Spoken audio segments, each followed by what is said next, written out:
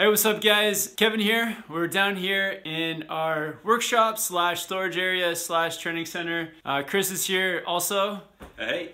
We need to wax our snowboards. Tomorrow, the weather's changing, and over the last few days, definitely noticed that the boards are starting to slow down a bit. So we're gonna give the boards a wax. Quickly show you guys what to look for when you need to wax your snowboard. So here on my Solomon, you can see I've got lots of that sort of like white, sort of chafy look happening. When you see that, it's time to wax. Also on Jill's board, she's got some of it. Hers is much closer to the edges. That's typically where you get it, so hers definitely needs to be waxed too. My powder board has been feeling really sticky, but it doesn't have that white look, maybe a little bit near the edges. Just the feel of it, I know that it needs it.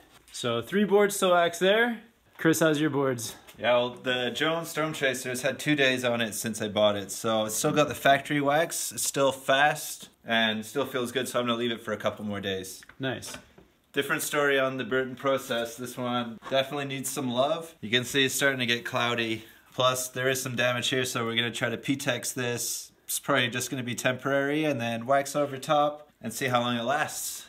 Give you guys a quick little tour around as well. We've kind of got like a wall of stuff over this way. Some interesting stuff over there behind Chris. But first, I'll show you guys. So we've got the waxing iron, got some different waxes here, different temperatures, a couple scrapers. Nothing fancy, just gonna get the wax on and scrape it off. Also got the Sandbox Helmet. Sandbox has been hooking us up. 2 models here, plus Jill's got her helmet. The Decline backpack.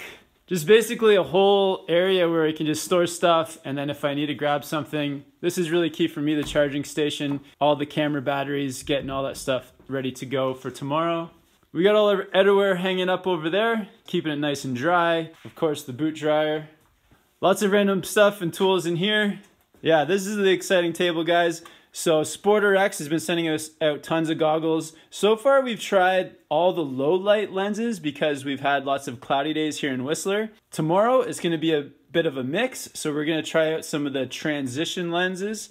So we've got the polarized shift lens by Sandbox and the Dragon transition lenses, so 2 lenses that are transitions, and then we're also going to test out some of the sunny day lenses, so lots of craziness to come. We've also got our Snowboard Addiction sort of training area over here.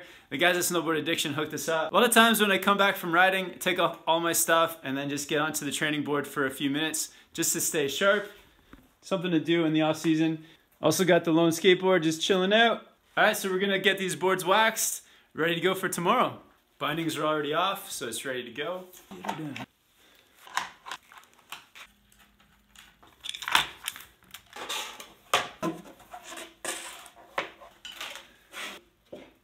You don't have to take your bindings off, but I feel like it's much easier just to quickly take them off. Keeps the board nice and flat.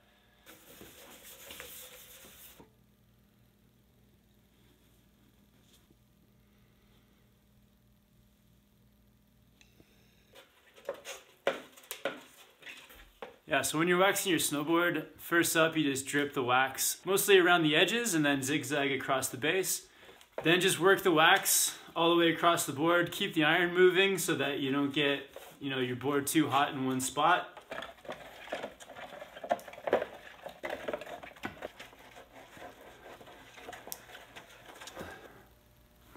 I'm sure Chris has a totally different waxing technique than I do.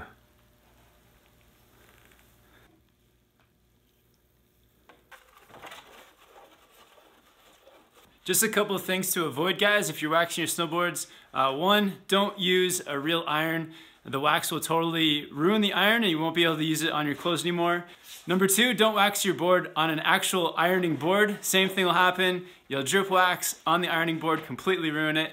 The 3rd thing, always keep the iron moving as much as possible. That way you don't get any hot spots on your board and you totally avoid doing any kind of damage.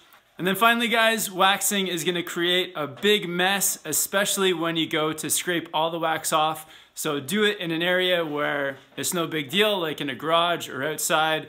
All right, 2.5 boards down, 1 to go. There's also waxes for all different temperatures. So we're using a wax that's good for like 0 to -10, and that's a very typical temperature for here in Whistler. Celsius. We're gonna let this wax cool for about 30 minutes. The general rule that I go by is once it's cool to the touch, then I know that it's ready to be scraped off. This is the perfect Valentine's Day present for your girlfriend. Oh, board waxing. Oh, this board is tiny.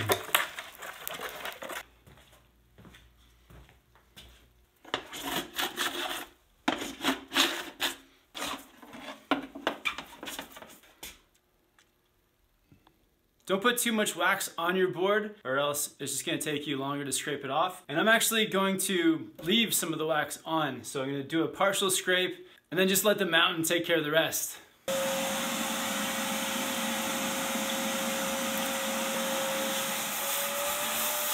All right guys, so we got 4 wax up boards here ready to go. If you guys haven't waxed your boards in a while, definitely recommend it. It always feels amazing to get back up on the mountain with a freshly waxed board. Waxing your board will also protect your base and just keep it good for lots more years to come.